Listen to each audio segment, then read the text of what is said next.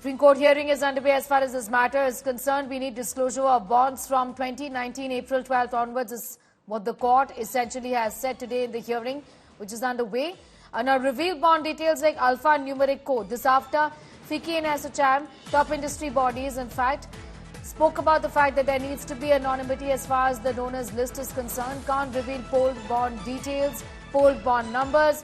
Shrishti is breaking that down for us. Shrishti, just talk to us about what the court essentially has said, talking about the alphanumeric code that must be used here on. Shrishti. Supreme Court has clearly clarified that any information that the State Bank of India has with regard to the electoral bonds, all that information has to be disclosed by SBI now. Earlier, SBI had disclosed information with regard to who had purchased the bonds in a separate list, and a separate list of the bonds which were redeemed by the political parties. A court had on last occasion, after it had refused to grant any extension to SBI, had directed SBI to disclose all info in a day, while clarifying that no matching exercise had to be conducted between the persons between the donors and the political parties which is redeemed or received those donations.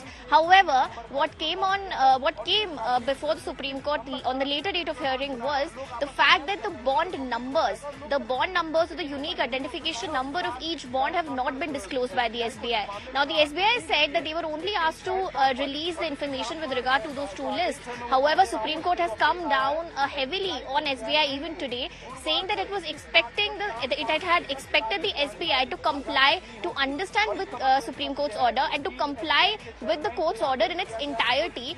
Court had very clearly in its judgment and later said that all the details which are in possession of the State Bank of India need to be disclosed. Supreme Court also told SBI that it seems as if the bank is relying on Supreme Court to issue orders every now and then and to keep clarifying as to which information needs to be disclosed and which information needs to not be disclosed. So for once and for all, Supreme Court has clarified that any information at all, including the unique identification number, including the bond number which the SBI has in its possession with regard to the electoral bonds, will now have to be disclosed by SBI. And to avoid any confusion in the future, Supreme Court has also very clearly told SBI to file a compliance affidavit to ensure and to give a statement basically that no information is being hidden or concealed by SBI anymore.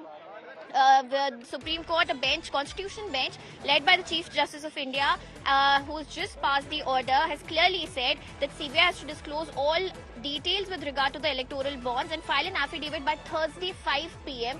before the Supreme Court. Not just that, the Election Commission of India has been directed to file an affidavit once SBI to disclose that information. Election Commission of India will have to disclose all the info once SBI submits the information to the Election Commission of India.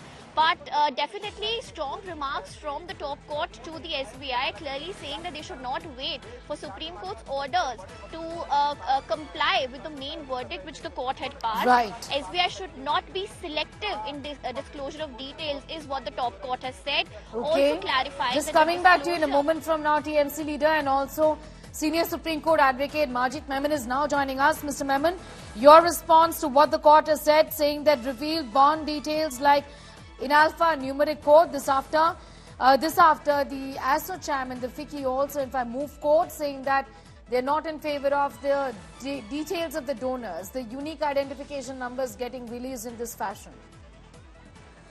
During the past fortnight or thereabout, the Honorable Supreme Court has expressed its anguish in the manner in which State India Chairman or State Bank of India as an institution has been trying to evade the information that was sought by the court in the petition.